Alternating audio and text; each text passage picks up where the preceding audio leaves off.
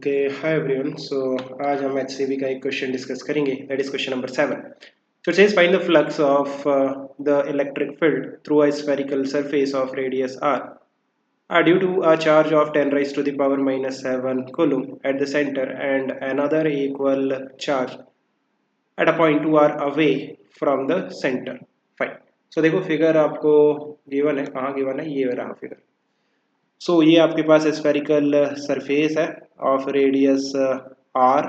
Centre पे जो charge है that is 10 raise to the power -7 coulomb और 2r डिस्टेंस अवे एक और पॉजिटिव चार्ज है that is 10 raise to the power -7 coulomb.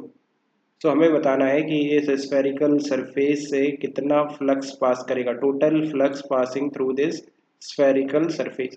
Radius का वैल्यू आपको गिवन नहीं है, रेडियस की रिक्वायरमेंट भी नहीं है, बिकॉज जो total flux passing through a closed surface होता है that is Q enclosed upon epsilon naught, Gauss law है ना.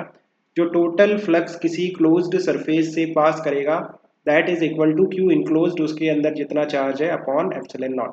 सो क्यू इनक्लोज्ड उसमें आपको सिर्फ वही चार्जेस कंसीडर करने हैं जो कि इस सरफेस के अंदर है, that is 10 raise to the power -7. So 10 raise to the power -7 upon epsilon naught. ये वाला जो 10 राइज टू द पावर -7 है ये कंसीडर नहीं होगा बिकॉज ये इस गॉसियन सरफेस के बाहर है. एप्सिलॉन नॉट की वैल्यू आपको याद है तो पुट कर दो, अदरवाइज ऊपर नीचे 4 पाई से मल्टीप्लाई और डिवाइड कर दो.